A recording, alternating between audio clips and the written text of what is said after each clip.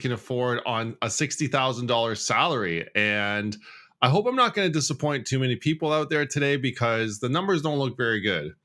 The reason why the numbers don't seem to look very good, I think, is because the rates have gone so high.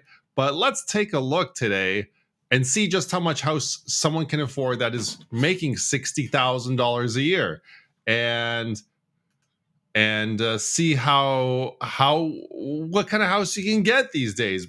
So as we're getting into that, this is episode 178 of Canadian Mortgage Weekly. This is my podcast I've been doing now for a few years. I started this during COVID, and really excited just to dive into what kind of house you can afford on a $60,000 salary. Why did I pick $60,000? Well, $60,000 is the average salary in Canada, believe it or not. It's the salary that's it's the average salary that someone will earn in Canada in as of the last census, I guess. And why I picked that is because we have a lot of people that have a down payment and want to buy a house, but when they come to do the mortgage process, the big disconnect is that even though they have a down payment and they don't have any debt and they have great credit, it's still hard to buy a house in 2024. And one of the reasons is interest rates. So I will get into that today because it's really important that I think it's actually really, really important that just everyone understand how much interest rates play into how much someone can afford on a home, because it can really affect the amount of mortgage and the overall amount of debt anyone can carry. And with the amount of interest rate hikes we've seen in Canada, the mortgage payment becomes so much higher that it makes it so hard for anyone to carry that amount of debt anymore. So in Canada right now, we have a $60,000 average salary for the average Canadian. We've put that into the system, and we're looking at the best interest rates right now. They're on 4.9% for a Canadian first-time home buyer. And taking into account all of the first-time home buyer programs, we're going to take into account those as well. And if you're not a first-time home buyer, you can also still go in with 5% down. You just have to pay the CMHC fees involved with that. And they're typically added to the mortgage, so you don't really feel them in the sense of a closing cost. You feel them in the sense of an additional monthly payment. But you can still buy with 5% down in 2024 if you are not a first-time home buyer. So if you're a second-time home buyer or recently divorced or just a single person looking to purchase their own home in 2024 and make $60,000 a year, this is a good episode for you to watch as well, because it will show you exactly how much you're going to be able to afford. So if your income is, if you're just joining us now, if it's 30,000 and 30,000 and the two of you add up to 60,000, this would work as well. If you have an income of say 40,000 but also earn Canada Child Benefit and other benefits, and they add up to another 20,000, giving you a $60,000 total, this episode will apply to you as well, because it's just a total annual gross income before taxes of $60,000 that we're taking a look at here. All right, so we've put in $60,000. Keep in mind here that the average Canadian national house price right now is $735,900 in April of 2024. In April of 2024, that is the most recent figure. And if you're thinking house prices are going to come down anytime soon, that actually represents an increase compared to the month prior. And it also represents a multi-month increase now. The house prices have gone up now for a few months in a row. Quite amazing to see that, considering where interest rates are at and how unaffordable housing really is in Canada right now. All right. So we're looking at a $60,000 income. If you're just joining us now, it doesn't need to be all one income. It can be multiple incomes combined, totaling a gross before tax income of $60,000. We're going to take a look at this at a 4.9 interest rate. We're going to take a look at the minimum down payment that anyone would need to put down in a property like this. And if it's a first-time home buyer, it's 5% down. And if it's a second-time home buyer or a third-time home buyer, you can actually buy with 5% down as well. Okay. So when we look at all things considered, a $60,000 home, a $60,000 income is not going to get you very much at all whatsoever. Typically in the past, there's been a little bit of a cheat calculator that mortgage brokers have used. And that is we take about 4 or 5 times your salary to find out how much house you can afford. In this case, the amount, keep in mind, the average house price is $735,900 in 2024 as of April. And right now, a $60,000 salary or a combined income of $60,000 together before taxes will get someone a maximum house of $235,000. So $235,000 is the maximum someone can afford if they have an income annually of $60,000 or a combined income of $60,000 or just a before tax income of all the types of income together, it's $60,000. That represents a down payment of 5%, which on a $235,000 home represents a down payment of $11,750. And it gives you a mortgage amount of $223,250. So with that mortgage, it does add up to a mortgage payment of $1,349.05. So I was rounding that up to $1,350. So a $235,000 home will cost you $1,350 a month, and that would be at a 4.9 interest rate, and that's including the CMHC that you're paying for as well to get in with that 5% down payment program. So now the next question is, can we find anything at the house price of $235,000? Because that's insane. Where can you find something for $235,000? I'm seeing first-time home buyers have trouble to buy things in the $500,000 price range. They complain to me all the time. I have not found what I am looking for, and I'm still looking, and I'm still looking, and I am still looking. So we're going to take a look right now. We're going to load up my favorite website to look at these things, and that's House Sigma. We're going to take a look at the map, and I'm in Ontario, so the Barrie Orillia area. But what I'll do here is I'll look at all property types that are for sale right now, and we'll put a price limit of $235,000. Okay. And we'll see if we find anything. Because guys, if we find something for under $235,000 or $235,000 in Canada, that is going to be fantastic. I'm going to say, go see this property. It's going to be selling fast. Okay, so I'm seeing a lot of vacant land pop up. So I am going to have to change the all property types and take out vacant land. So we'll just look at houses and multiplexes, link homes, condos, all those things. Okay. Let's see if we can find anything. There's a lot of things priced at $1, so we'll try to eliminate those. And we'll take a look. Well, it doesn't really look very good right now. Oh, I did find something. $235,000. What is this? It's an old church in East Luther Grand Valley. That is approximately an hour west of Innisfil.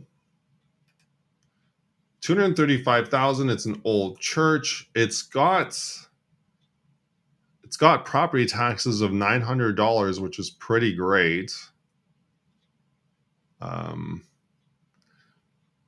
But the thing is, it's going to really need a lot of work to get set up as a house, because looking at these pictures,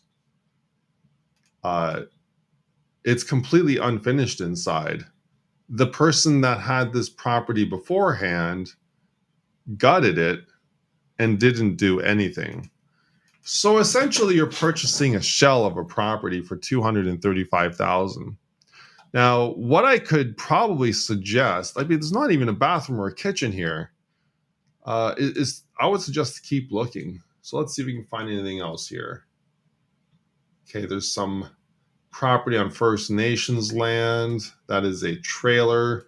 And with trailers, that's a whole different story. To get a mortgage on a trailer, you need to actually own the property. And a lot of these trailers are sitting on lease land, which lease land, it's really difficult to get a mortgage on. Lease land is a type of property where you actually enter into buying the building only, and the building then sits on land that is owned by someone else, either the government or First Nations, Crown land, something like that. And from there, you have a lease that is very long, sometimes 100, 150 years, and the bank's going to want to know all that information. And if it's a private lease, like a trailer park, and you're leasing from a trailer park, those are the most difficult to do. So I always recommend not to buy those, because it's really difficult to sell those types of properties, hence the lower purchase price. Okay, let's see if we can find something else here. Something that is not a trailer and something that is not vacant land. Let's see if we can find anything at all. Okay. Anything at all here. We're just trying to find something. Okay, guys, so if we go to Sarnia, I have found a duplex up and down property for $249,000. So we'll have to get a deal on this to be able to fit it within our budget. But it is a duplex, so you do have 2 units in here, and we might not even need to negotiate that price, because with that second unit, we'd be able to increase our affordability slightly, because that second unit, then we can use the income from that second unit to help our affordability of the mortgage. And that affordability boost will be at least that $15,000 that we need in Sarnia. And then from there, we can probably buy this right at list price. Taxes are $1,213, so very good property taxes. And it does show it as a purpose-built duplex as well. And pictures don't look half bad. I mean, it's not an updated property. It does look more like a rental, but you would be buying a house, and you can move into one unit and have the other unit help with the mortgage payments. As we looked at before, a maximum house price of $235,000 would run you a mortgage payment of about $1,350 a month. If you rented the second unit out for about $1,000, that would be quite a coverage of the mortgage payment. Now, keep in mind, you do need to live in Sarnia, so that is quite a distance away from where I am at, which is the Barrie and Orillia area. Going to Sarnia is quite a hike for someone like myself. It's over 4 hours away. But if anyone wants to live in Sarnia, that is the place to be. All right, so we found a property today for the amount that we can qualify for at $60,000. It is in Sarnia. It was really difficult to find a property like that, because we found a lot of vacant land. We found a lot of buildings that were just gutted from the inside.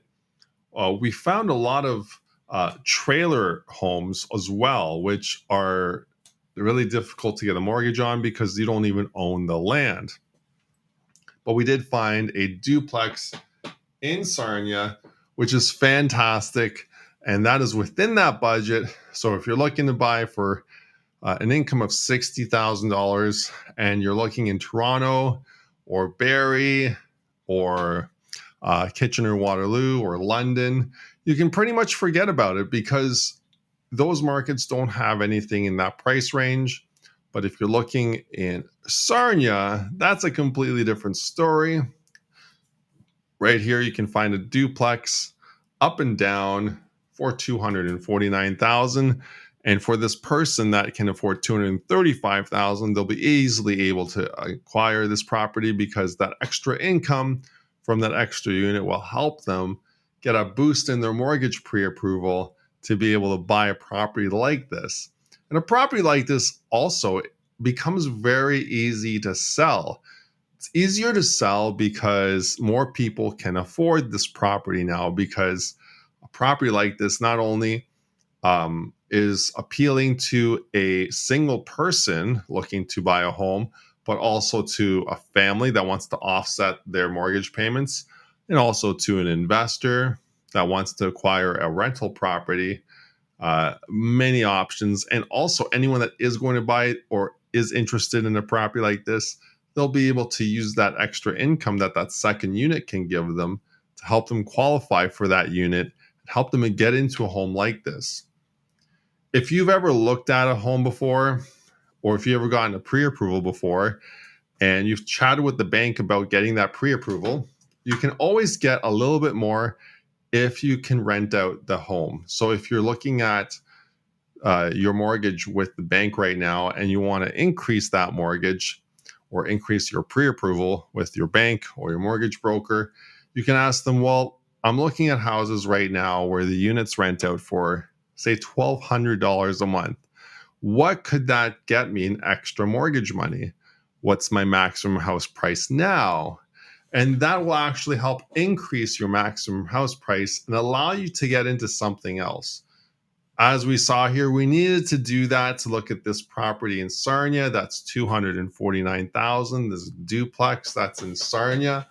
But to be able to get into a duplex, even if my maximum budget is $235,000, I'll be able to get into a property like this because that extra $15,000 needed will be offset by that extra income that the property would be making. All right. So if you're just joining me now, we took a look at an average. We looked at the Canadian earning $60,000 a year, which is the average income in Canada as of the 2021 census. And that amounted to a maximum house price of $235,000. So in my podcast, as I started it, I did say prepare to be disappointed. $235,000, you're not really going to be able to find much for this price range. So we took a look online and we did find a duplex in Sarnia for $249,900. To be able to get into that property, you're just going to be able to need to show the bank that the duplex is earning an income for that second unit.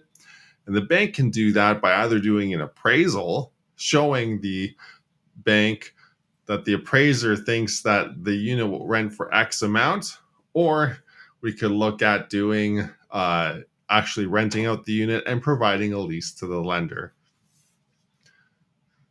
So what's happening with interest rates? I know that there's a rate announcement happening next week on June 6th, June 5th, actually. We'll be seeing the Bank of Canada make their next rate announcement at 9:45 a.m. on June the 5th. I'm really excited to be able to be covering that live next week here on my channel on Wednesday, June 5th. I'll be starting my episode at 9:30. We'll do a rate analysis and prediction as to all the events that got us there. And we'll announce our prediction, and then we'll announce the actual rate announcement at 9:45 live here on Canadian Mortgage Weekly. That will be episode 179. And if rates do come down, the benefit is that we will be able to see the $60,000 income earner in Canada be able to afford more home.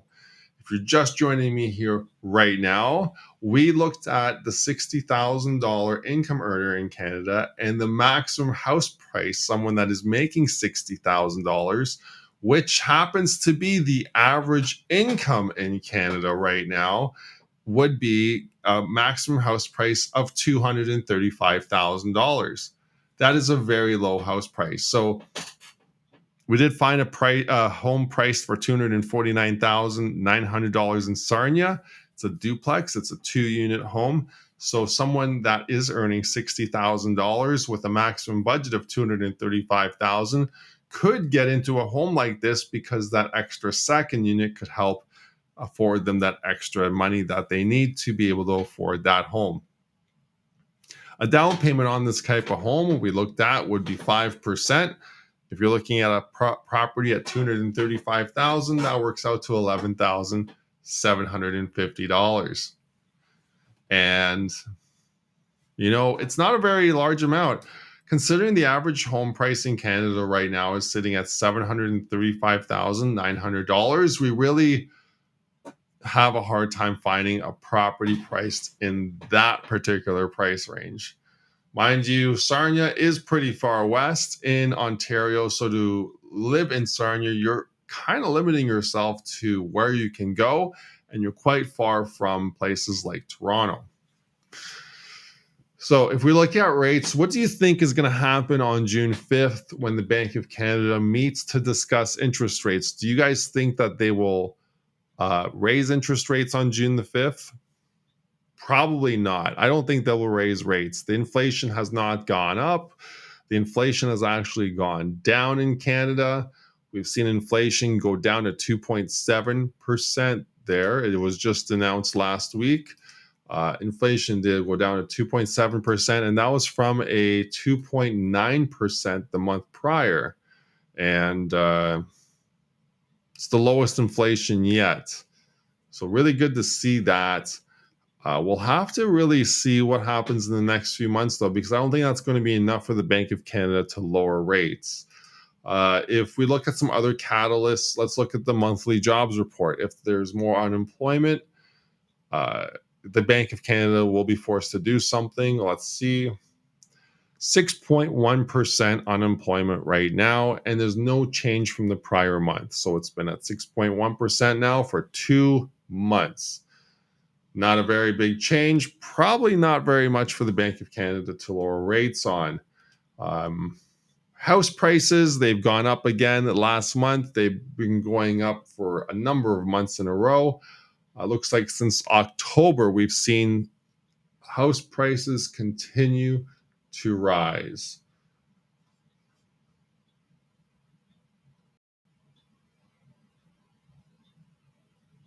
Yeah, it looks like November was the lowest, and then from there, house prices continued to rise from November of 2023. So with that, we also know that Justin Trudeau has just announced that he doesn't want house prices to come down. He doesn't want to make house prices any cheaper for Canadians. He said that just this week. He's mentioned that house prices are not going to come down, and that how that will be terrible for anyone that wants to retire. Like, this is a big retirement plan for a lot of people in Canada, and by house prices coming down would crush their retirement. And that puts Trudeau in a very big conundrum, because he wants affordable housing for Canadians and he wants house prices to stay high. So what does that mean? I think what that means is purpose-built, affordable rental housing. Rental housing in a situation where you'll have to apply to get in, show tax documents, give personal information, and then be on some sort of affordable housing through the government. I think that's really what the government's going to start doing, and they're probably not going to help reduce house prices anytime soon. Justin Trudeau said it this week. We've seen house prices keep increasing since November of 2023. We have not seen that stop. So I don't really think that that rates will need to come down as well to help boost house prices, because house prices are already going up. So Is there a case for the rates to go down next week? I don't think so. I think rates will remain steady next week. The government will probably make some comments on how inflation is remaining sticky, but has been coming down slightly. And the Bank of Canada is probably going to continue with their metric of saying that inflation will be back at that 2% target by the end of 2025 or beginning of 2026. I think that's where they've landed on the last few rate announcements. And you know what that means to me? It means to me that rates could be longer and higher for longer. And when I saw everyone do their rate prediction, June was the most aggressive. BMO did predict June. Scotiabank did predict September. So we'll have to see how this all plays out. We have just a few more days remaining until June 5th when the rate announcement comes out. If you're just joining me now, we were just chatting about rates. Are they going down on June 5th? And my assumption and prediction is no, they're not going down on June 5th. There's not enough catalyst for the Bank of Canada to move anything. There's definitely not a US movement. And if the US is going to move first, that will be a huge catalyst for Canada. However, the US is not moving anytime soon, has not moved, and I don't believe the US will move next announcement either. However, with that, we will have to see when the next rate announcement comes out, what Jerome Powell's specific comments are about that. But in Canada, I don't think there's enough catalyst for rates to come down. I think June 5th, we will see rates remain where they're at. Tiff Macklin will definitely speak about how rates are going to come down eventually, but not anytime soon. So with that, I hope that this hasn't been too much of a disappointing episode for you all. If you are looking for mortgages right now, I am still heavily advising the 3-year fixed if you believe rates are coming down, but not for the next year or two. That way, taking a 3-year fixed will buy you some time, but not lock you in for too long if you think rates are coming down within the next 5 years. If you're in the camp that you think rates might come down even sooner than 2 to 3 years, it's probably a good idea to take a variable rate then. A variable rate will allow you to catch all those rate decreases as the Bank of Canada does reduce its interest rate as we go into a rate reduction cycle. Looking at the last few rate reductions in Canada, if we look at 2009, for example, and in 2019, we did see, or 2020 when COVID hit, we did see rates fall considerably, really quickly when rate cuts did start. So, I mean, that further ingrains the whole idea that rates will probably not start coming down in June because the Bank of Canada does wait until the last minute. And when they do cut rates, it's usually more of a knee-jerk reaction. And because of that, it's going to be later. September is my earliest assumption still at this point. That is still a few rate announcements away because we have June, we have July, and then we have September. So if you have any questions about any of this, make sure you connect with me. You can book a time with me using the link in the video description below if you're watching on LinkedIn, Facebook, or if you're watching on Twitter. You'll be able to see that link below. If you're watching on Instagram or TikTok, you're not going to see that link, so make sure you message me directly, either through my email or cell phone, or directly through the app. Would love to set you up on your mortgage journey. We can have a quick conversation about where you're at today. and where you want to be at. Perhaps you're looking to get a pre-approval, and you might be in the situation where you make $60,000 a year and you want to be able to get into the market soon, but you don't know what to do. So let's have a conversation about that. I can give you some more ideas.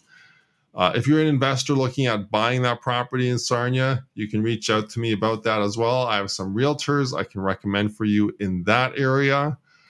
And if you just want to stay in touch with me and see mortgage news as it comes out, make sure you follow my channels below. You can follow me today. I ask that you like this video so more people can see this awesome content. And thanks for watching. This has been episode 179 of Canadian Mortgage Weekly, Canada's only weekly video and mortgage news podcast. We covered how much house can I afford on a $60,000 income? And we were able to find out that we can only afford a maximum house price of $235,000 with a $60,000 income. So hopefully it hasn't been too disappointing, but informative. And we'll talk to you all later. Thanks for watching.